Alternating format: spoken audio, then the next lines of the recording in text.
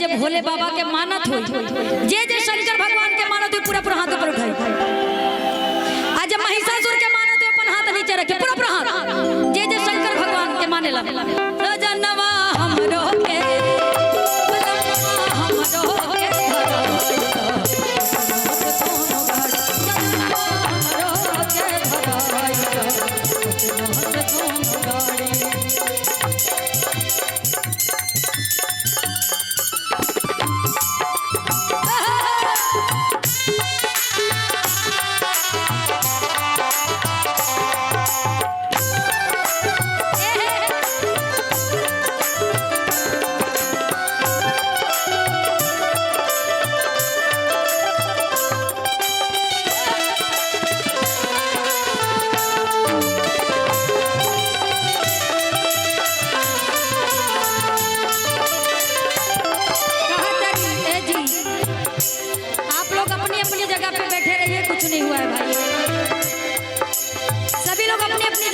जाइए।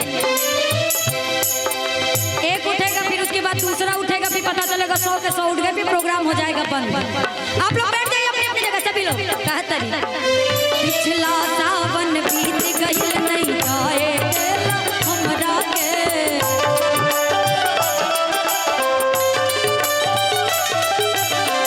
कि मन अपना बात सैया समझाइले तोहरा के।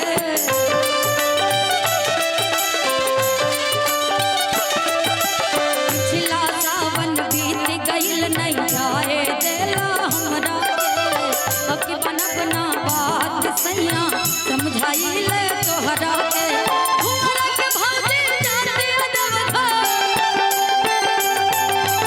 हमरा के भौजी जाते अदब हमरा के भौजी जाते अदब और बेच के भुवरी पारी।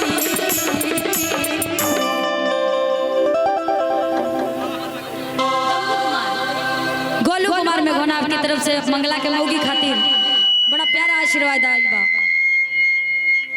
और भोला के भौजी जाते अदब और बेच के भुवरी पारी। और सुनिए, एक आदमी की वजह से पूरा प्रोग्राम डिस्टर्ब होगा। जो भी दिक्कत है प्रशासन समझेगी।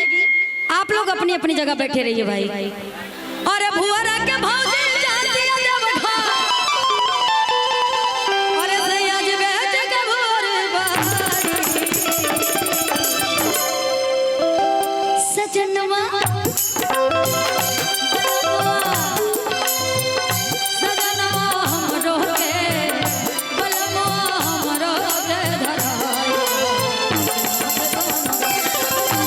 हमरो के धराई, बलवा हमरो के धराई।